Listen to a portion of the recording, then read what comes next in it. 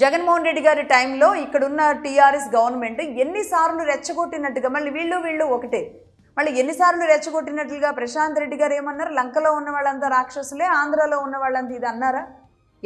ఎవరైనా మాట్లాడారా? అక్కడ నుంచి ఏ వైసీపీ నాయకులైనా మాట్లాడారా? ఏ టీడీపీ నాయకులైనా మాట్లాడారా? ప్రజలు మాట్లాడారా? ఎవరేం మాట్లాడితే ఎవరైనా ఇలా జర్నలిస్టులో ఎవరైనా ఎనలిస్టులో ఎవరైనా మాట్లాడుంటారు, కానీ ఎవరూ మాట్లాడలే. అంటే ఒక విషయం వచ్చిన తర్వాత అనవసరంగా రెచ్చగొట్టుకుంటూ వెళ్ళడం అనేది రెండు ప్రాంతాలకి మంచిది కాదు.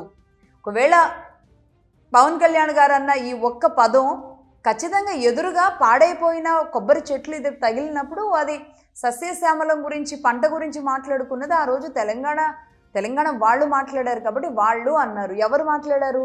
ఈ ఉద్యమంలో ఉన్న వాళ్ళే మాట్లాడారు.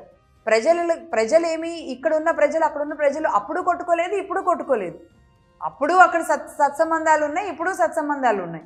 కానీ దీన్ని రెచ్చగొట్టే ధోరణికి ఆ ట్రాక్ని మరల్చి తీసుకువెళ్ళి ఏదో చేద్దాం అనుకుంటే కనుక రెండు ప్రాంతాలకి మంచిది కాదు.